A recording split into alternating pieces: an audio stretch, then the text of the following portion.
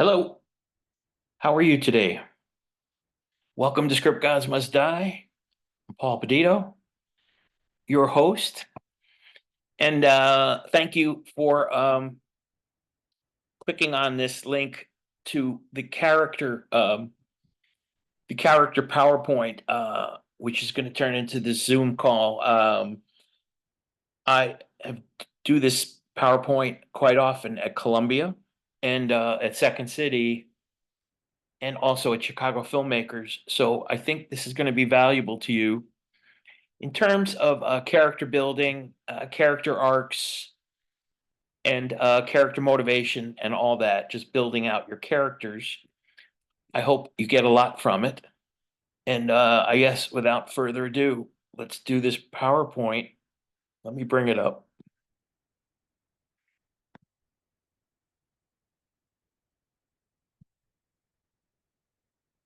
And slideshow mode.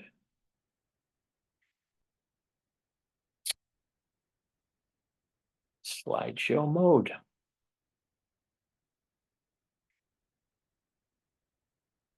Okay. Usually I show this in conjunction with the dialogue lecture. I try to get them both in one class, but today we'll just concentrate on this. And if you're interested, I just did finish the dialogue one, so look for it on Script Gods if you enjoyed this one. A little background real quick on me. I My first movie was Jane Doe with Callista Flockhart, which it is horrible, and don't ever seek it out. Oh, I directed this. It's a long story and we don't have time, but I directed this without ever having set foot on a film set. I kid you not. Or somehow the grown-ups who should have known better said, let's let Pedito direct this. He hasn't been on a film set in his whole life. That's not why the movie was poor. And we'll talk a little bit about Jane Doe here in this PowerPoint to give some context. Anyhow, I guess I have 3 or 4 feature films with written by on IMDb, and I've had a bunch of others not quite make it, almost make it. Several optioned scripts, including Crossroaders, which was optioned to Haft Entertainment and was scheduled to get made, but unfortunately, they made Rounders instead. Another missed it by that much. Not so recent is the micro budget movie Chat, which we made for 45,000 several years ago. This PowerPoint's pretty old. Should I admit that? I probably shouldn't. I'm going to update it verbally as I go.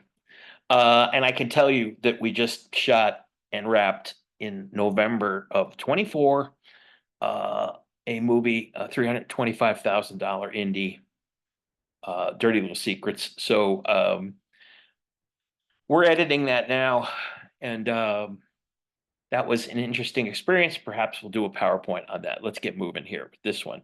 So I teach at Columbia, and this is the character lecture I do there. So folks are paying an awful lot more under the film school banner. You made a wise choice. Anyhow, let's get going. So the crux of the biscuit is a piece of a saying from Frank Zappa, which means the core, like the biggest thing, the heart of the biscuit, right? Frank Zappa, another name that you could bring up in front of 20 film school students, Gen Z. And how many would know that name? 2? He was a great musician, for those of you who do remember. And the crux of the biscuit is what we're talking about here. And probably the most important slide in this whole PowerPoint is right here, the very first one. And this is how to grab an audience. It's with universal resonance. And I will give you an example of that. So we talked about Jane Doe being my first movie, but before that, it was a play, and it was a play about my girlfriend who died of a drug overdose back in '85. And within a week of burying her, I had written this play. It was a very intense play, and it got put up here in Chicago by my brother's theater company under a very long title, which I'm going to go into. And it did really well. It had multiple runs and was well reviewed. And mostly it was kicking the audience's ass every night. People were coming out crying. And you wonder, like, well, how does that work? Like, how do you get people to cry? And what you do is you strike a chord in them. So this play was about not the drug addict's point of view, but the enabler, which is a word I didn't know about back in the day, but that's what I was, the enabler, always trying without confronting to try to get her off the drugs, and it didn't work out. And the reason this struck a chord in people sitting in the audience is because several of them, many of them, had in their own lives a family member, friend, uh, who had problems with booze, alcohol, what have you. They had their own issues, and maybe some of them didn't make it either. And so someone is sitting there in the audience, they're watching this on stage, and they're thinking about their own people. They're thinking about their own situation. And the minute you can strike a chord in people like this, you've got them. Because they're not only rooting, they're emotionally invested because they know it's true, because they lived it. And so they're watching it up there on the stage, and it's killing them to watch it because they've lived it their own life. That's how you connect with people, is you strike a chord of universal resonance where you just submit something to them that, like, they're looking at their own lives, it's universal.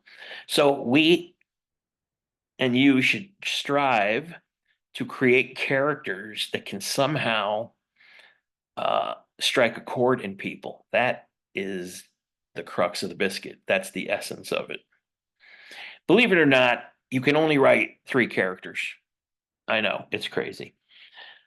The first one, you can write a character based on somebody in the world. You literally lift them from the world and put them in your script intact. The second one, you completely invented them. They don't exist in the world. Nothing about them exists in the world. The third character is a combination of 1 and 2.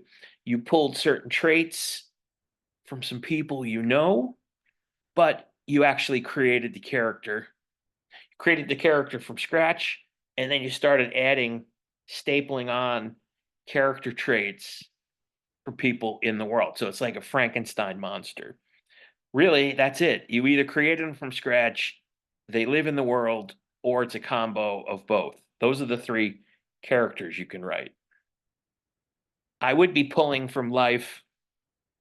It's life, use it all. Stranger than fiction. I always know when someone pulled something from life because you look at it like there's no way you invented that from scratch. It's too weird, too individually, too crazy. And I would suggest you pull as much as you can from the real world. You're sitting there online at a Target and someone is saying something hysterically funny. Please get it down on paper. And when you get it down on paper, if it was in the air and you get it down on paper, you just wrote it. Beautiful. Thank you. I like, sometimes people give me dialogue and I feel like thanking them. They're talking and they don't realize how great it is. And that's where the artistry comes in, because you, as the artist, recognize the greatness of what is floating around in the air. You took the time to write it down. You own it. You wrote it. Thank you. Dick, the happy mailman. Dick is a pretty good guy. He delivers the mail on time. He delivers it in the right mail slot. He doesn't lose your stuff. If you're struggling with groceries, he might even put his bag down and help you in the door. He tries to be helpful in all ways. He comes home, he helps the kids with their homework, he helps with dinner. He watches some inoffensive TV show for 30 minutes or an hour, and he crashes early uh, without any sort of incident, and does the same thing the next day. His life is pretty routine. He's a good man, but he's boring as shit. And he's never going to have a movie based on him. He's not going to be a character because there's nothing there, right? There's no there. And what I want are characters who are not who they appear to be. I can imagine Dick, a different version of Dick, going down into the basement when the wife goes to bed, and he starts building. He closes an a soundproof room and he starts hammering back there. I don't know what he's doing down there, like Tom Waits said, but he's building something. And before he goes to bed and late at night, and we don't know what it is, and that's where the mystery is, and that is why he could become a character in my movie, because I can't figure out what he's doing down there. He is not who he appears to be, and that's what you want for your characters. You want who they appear to be to the world. It's an inside out approach, right? Or outside in. Who they appear to be to the world, but then who they really are. It's a straight Patrick Bateman, American Psycho.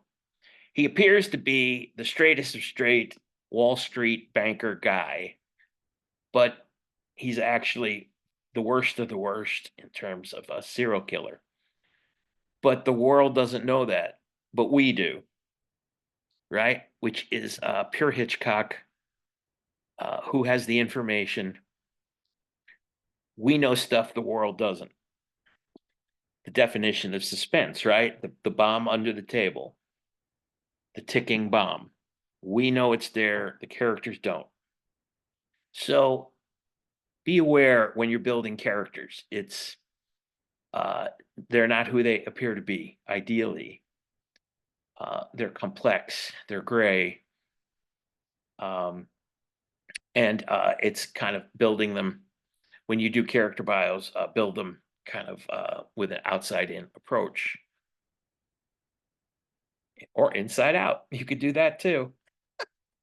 um, so yeah, Dick, the first Dick has no density or dark side, but I think you could get a movie character out of him if he looked like that.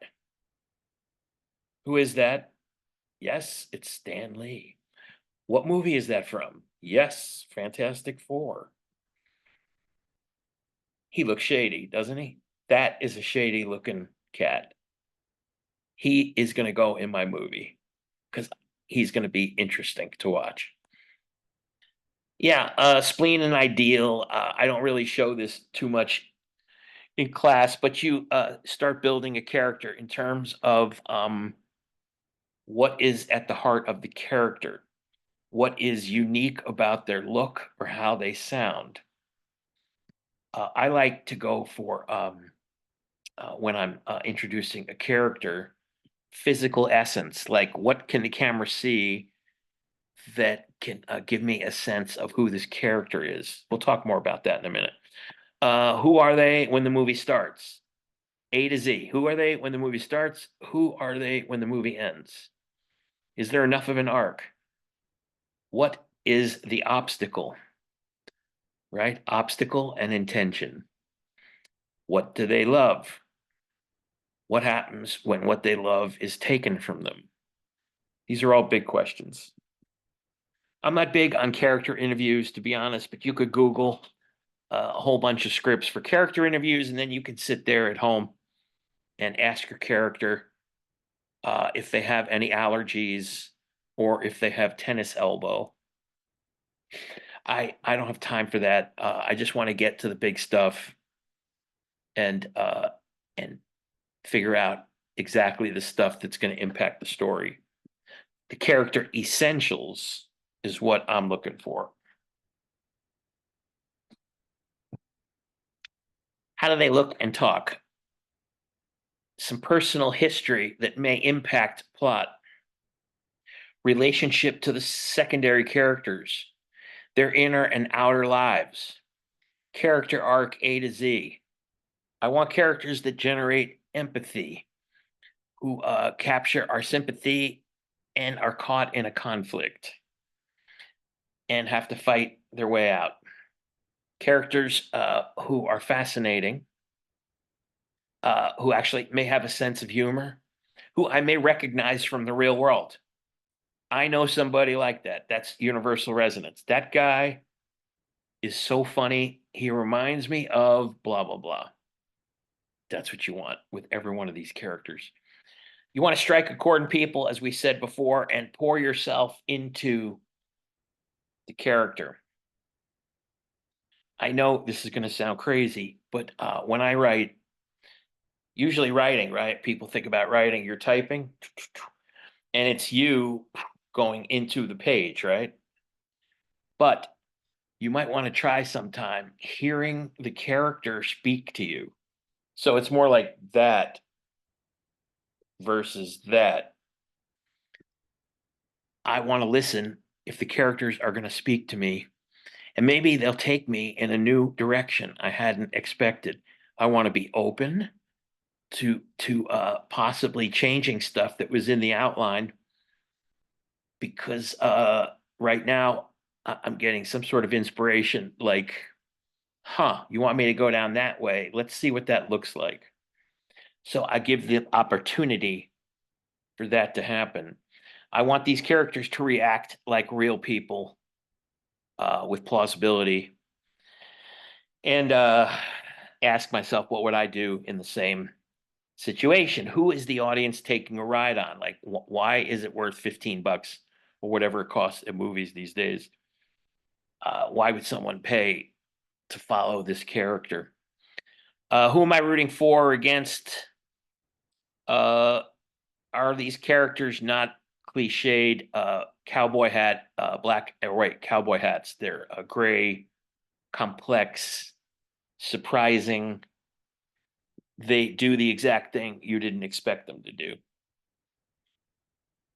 Who am I taking an emotional ride on? That's what I need to know. And Judith Molina, I once met her, and the co-founder of Living Theater. And I asked how she got ideas, the things she wanted to do. And she said, first she figures out what it is she's trying to say, and then she goes about saying it. And I thought that was really simple, right? Like, I figure out what I want to say, then I go about saying it. Most people don't think like that. A lot of people don't even know why they're writing the piece they're writing or why they're putting in these characters. You have to do that thematically. Like, why is that character in this movie? Why are they essential?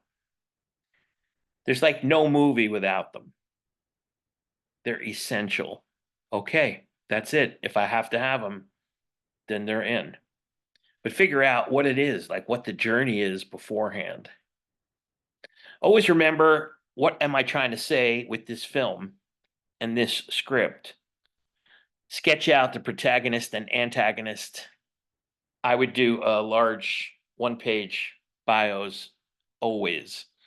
And then for the secondary characters, I would do smaller paragraph bios, subplot characters that are critical. You don't have to do tertiary characters, that one scene characters that we only see once. They don't really amount to much, but you do want to do key secondary characters, and then of course protagonist, or if there is an antagonist. Always ask about plausibility. What would I do in that situation? And also the most painful one, just because it happened to you doesn't mean it's interesting. That's right. It is possible that you're writing in something into the movie that happened to you because it happened to you. It's just so damn interesting, but then you realize nobody's really interested in it and it didn't translate. That's a tough one. It's happened to me many times. Very humbling. Here's 10 rules to pump up your characters. The first is beefing up those initial descriptions. This is the first thing the actor is seeing is the description as the character enters the movie. You're going to give a short description, and you want it to be as punchy as possible. You don't want to say she has brown hair and wears jeans. That tells me nothing. She's of average height. Why are you telling me that? Pointless. I need something that defines character visually. I don't need some sort of description for a one character, a one scene Starbucks barista. I really don't, unless it somehow factors into the film. Some ways that you could do that, I've seen. I think it was it a croupier or I can't remember the movie where I'm scanning somebody's bookshelf, and by seeing the books they read, I know that they're a plastic surgeon, or I get information about the character I would not have gotten, and that's what you do. You give me a visual essence. Some old coot is driving a red Corvette to show he's still a man, right? The car you drive, what you have in your pocket, what you physically look like, who your friends are, what your living space looks like. If you check out Juno, you'll see Diablo Cody was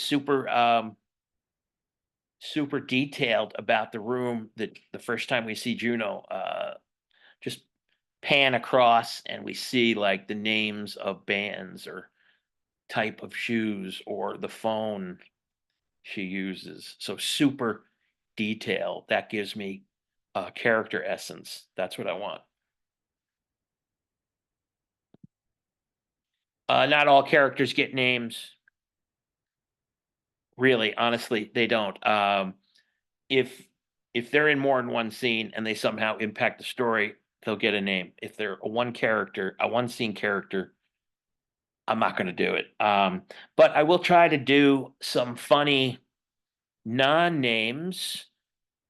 And for instance, you would never write woman 1 and 2. If this my student wrote, it stuck with me. This is very old, but it's probably not politically correct anymore. But instead of writing woman 1 and 2, you might write potential skank 1 and 2, which may or may not be funny to you, but at least for me, it's better than woman 1 and 2. I never write man 1. I may write MAGA hat douchebag. That's the name of the character, but it's kind of a funnier non-name. So shoot for funnier non-names or some sort of descriptive thing versus the basics, man 1 or 2. Here's something else. I would get into a scene as late as possible and I would get out as early as possible. Make that uh, a good rule for you. We want pacing. We want this thing to move fast. Understand why you're in the scene. Accomplish what you have to accomplish and get out fast. So you get in as late as possible and you get out early. The only way, if we were, if she was breaking up with the guy and we were at a restaurant watching them, the only way I would have that waiter dialogue about the menu, like tell me your menu selections, is if it made the scene more uncomfortable for her to tell him she's breaking up with him. Um, I could see that working. But generally, if I'm there to do some other sort of business, I do not want to have somebody come over and give me 30 seconds to a minute of what's on the menu, unless it plays in to the story. Avoid similar names, please. Don't just pick the first name that comes to mind, and definitely not two single syllable J names, if possible. Mix it up. You picking the very first character name is just like picking is like accepting the first line when you write it. You never want to do that. You want to hold out for a better line and work it. In the same way, I want a character name that's indicative of who that person is. Sometimes characters are just devices. If they just had a baby but can't afford it, that may lead to arguments, or it may lead to them taking actions that aren't good.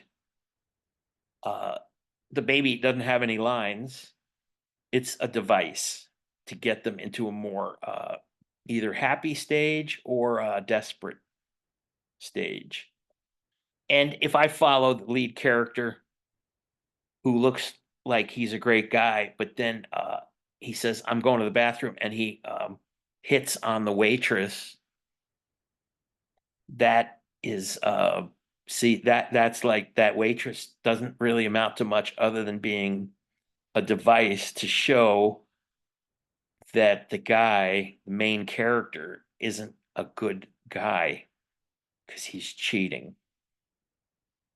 Visually, you would show it. Uh, Pixar has a great thing, 22 rules of story. Check it out. One of them is never trust the first solution or the second, third, fourth, or fifth, meaning cliches. The first thing you write is possibly a cliche, and you want to avoid that. So when you write it, you'll take the first solution, you'll look at it and hold on to it, but maybe you can come up with something better. And that's only going to strengthen your characters, is if you do not take the first solution and you surprise people like, wow, I never saw that coming. Usually characters do this. You did that. That's really good. It's also cool if you do the Preston Sturges thing where the third guy on the left has the best line in the scene. That's right. Not too many people do that, but it's pretty damn cool if you did that. That makes, for me, for a memorable scene. And know your backstory is also key for characters. Um, if you remember LA Confidential, Russell Crowe, we didn't see his mother get beaten to death by the father, but that was fundamental to that character. He could not stomach seeing any woman get hit by any man. So that backstory played out in on the screen, but we never actually saw it. But it was critical. So when you do your character bios, you do want to have backstory in those bios. So I could see like stuff that happens before the movie began, and then kind of everything else is like, okay, now we are going to see the rest of this. That's why character bios are really good, because you can actually pull scenes, like when you're structuring, outlining, you can actually pull scenes from bios. Like I've got to have two scenes here in that location. I'll probably have two or three scenes. So you could pull structural stuff right out of the bio. That's why you want to write character bios. Uh, what else? Let's see. The bowling ball test is plausibility. If in real life I drop a bowling ball on my foot, it's going to hurt. So I want plausibility in the movie. Does gravity apply? Do I believe the world you're building as a realistic world? yes, comedies have a wider net in terms of believability, right? Crazier stuff happens in comedies. But definitely, if it's drama, I want it to resemble the world. So that's what I'm talking about here with the bowling ball test. If I drop it on my foot, it's going to hurt. Sometimes the POV character is not the protagonist. For instance, in Road to Perdition, that's Tom Hanks' movie, but the POV, the voiceover is not his, it's his son's. That's interesting. The other thing is you definitely want to justify every single subplot character. And I want you to imagine them like here, this is the protagonist journey, this river with all the twists and turns. And then imagine like the secondary characters as tributary rivers coming into this. Like they exist, they have their own arcs, uh, and they exist, but mostly they exist to forward the protagonist's journey. So they funnel into this river as smaller rivers. And this is the story of the movie. In TV, you hear more A, B, and C story. With film, it's a little more protagonist and secondary characters. If you want to get the audience to sympathize with your character, there is one tried and true way, and that is to beat down the protagonist mercilessly. The way you do that is to identify what they want most in the world, and then you keep it from them. They are not getting it. Whatever it is they need, they're not getting it. Or if they had it, you're taking it from them. And you're making them pay dues throughout. So, what are some movies like that? Of course, Elephant Man, which is almost too sad to watch. I can't watch this movie because I don't want to get depressed. And if I watch it, no matter what, how great a masterpiece it is, I'm just going to be sad and depressed. And I don't know. I don't feel like getting in that headspace too often. I've seen it 3 or 4 times. That's kind of enough. But this poor guy is physically destroyed with this defect, and the world mocks him. And the one doctor tries to save his life. And it's a pretty incredible story. But it's very hard to watch. He gets beaten down pretty much the whole fucking movie. Hard to watch. But this could be comedy. For instance, 40-Year-Old Virgin, where Steve Carell has one mission, which is to get laid. He wants to have sex. He's never had sex, and he's 40.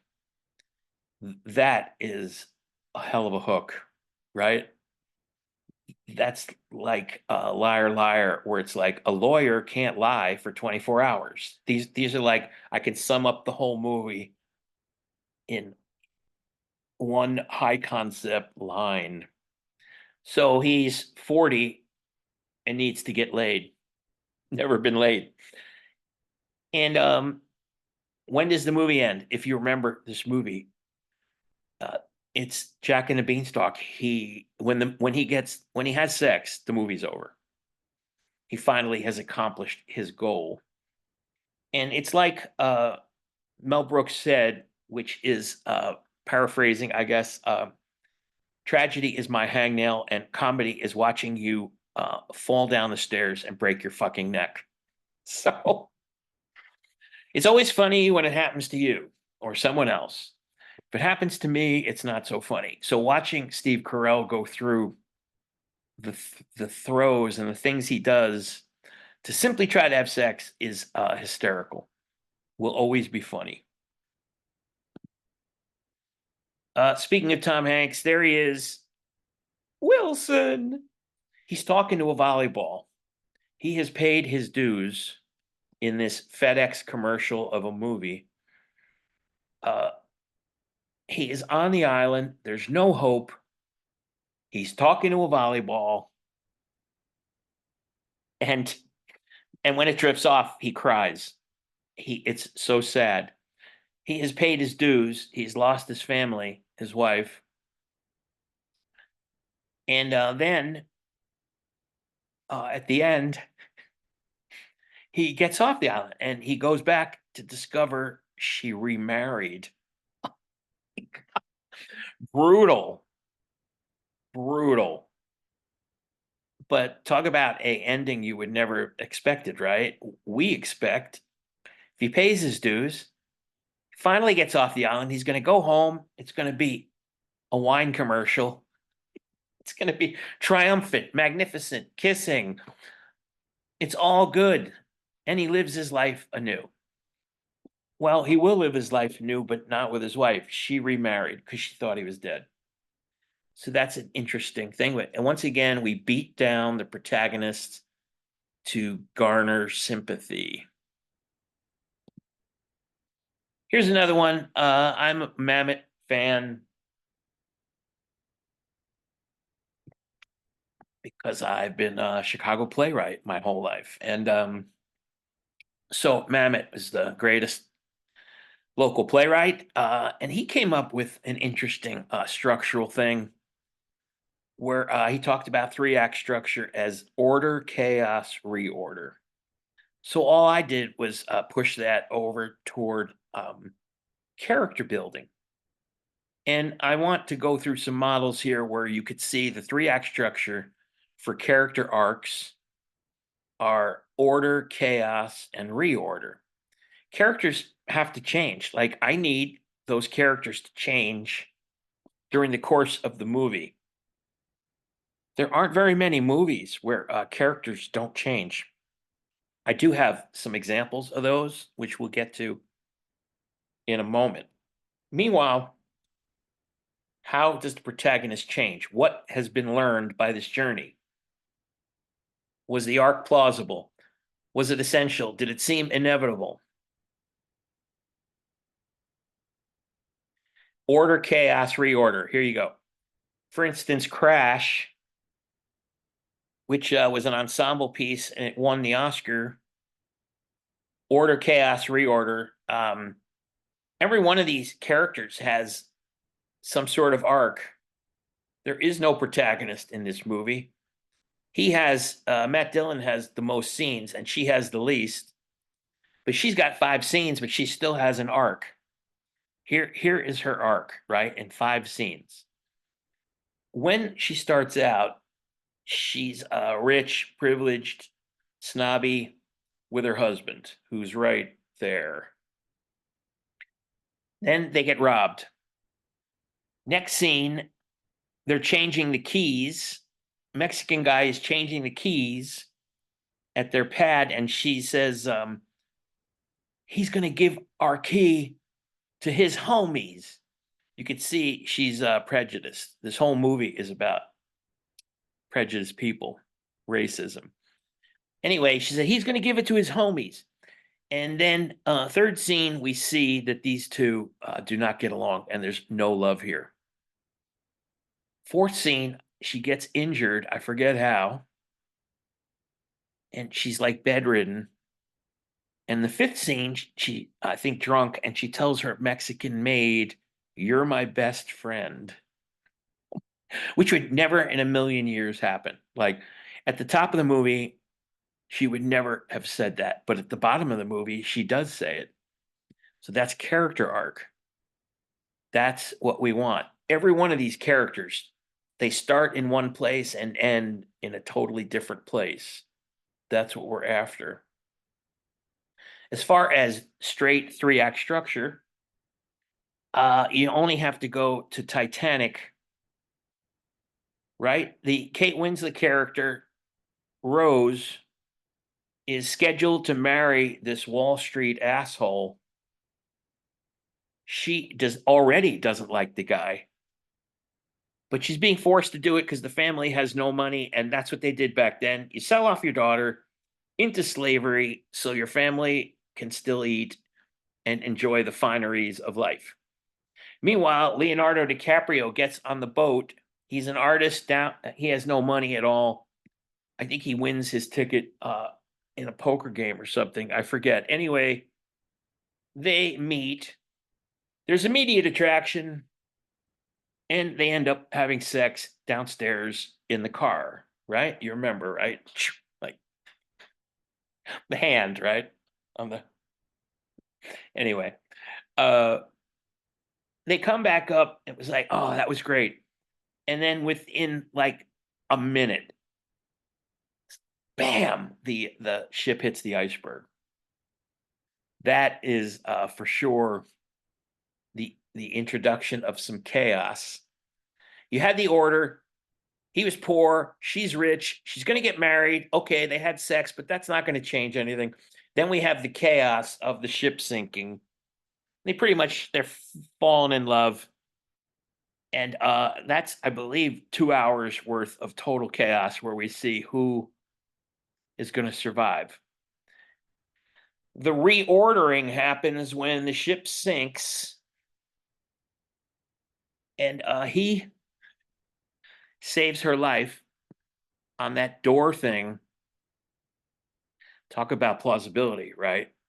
There's a door big enough to hold one person, and the 200 people dying all around it somehow don't see it. But he's Leonardo DiCaprio. He sees it. She gets on. He can't scrunch up, right?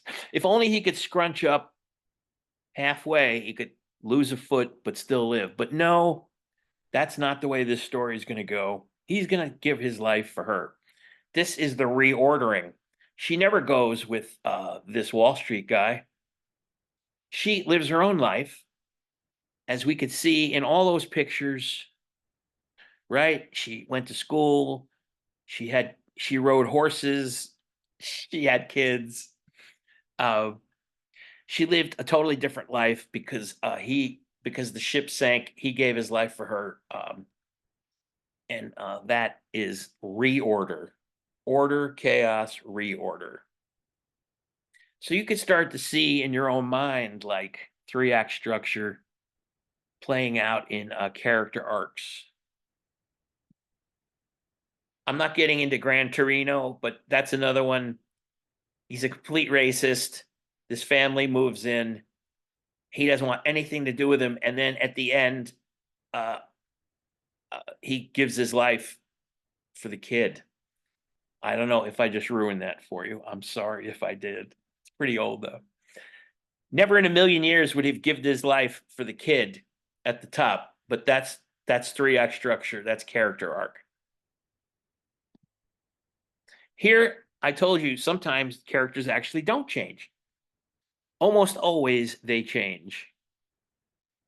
But here, they never actually changed. Like in Scarface, when we first see Tony Montana, he's an asshole. He's a killer.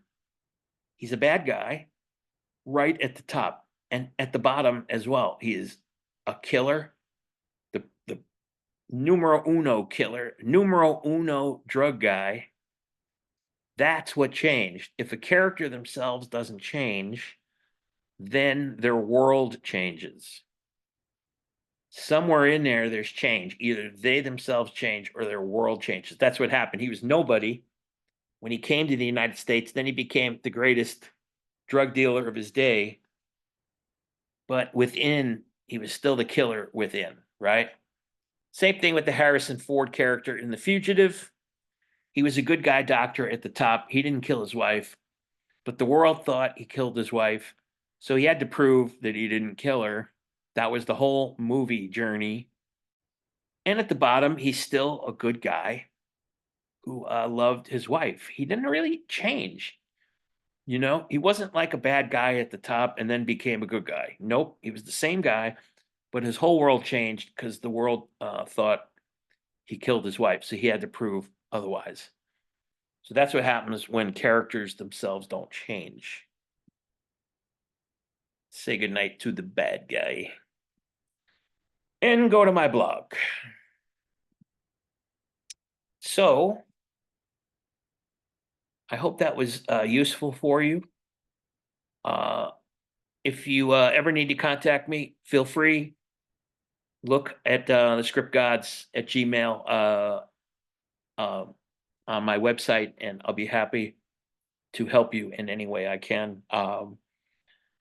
Meanwhile, thank you once again for tuning in to this webinar, Zoominar, whatever. I'm Paul Pedito, and I'll see you down the line. Take care.